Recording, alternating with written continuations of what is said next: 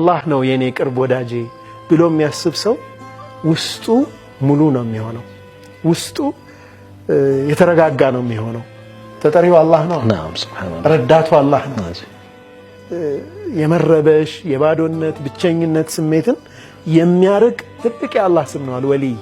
አልወሊይን ስንረዳ ብቻችን ነን፣ ብቻችን አይደለም። ወላጅ አጥነን ግን አይደለንም፣ ግን አለን አላህ። ገንዘብ የለንም፣ ሰዎች በገንዘብ በሚለኩበት ዓለም ውስጥ ግን ብቸኛ አይደለንም፣ ዝቅተኝነት አይሰማንም።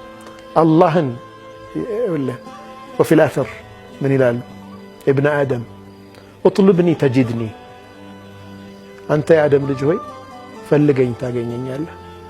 ኢን ወጀድተኒ ወጀድተ ኩል ሸይ ወኢን ፈቀድተኒ ፈቀድተ ኩል ሸይ፣ እኔን ካገኘህ ሁሉን ነገር አግኝተሃል።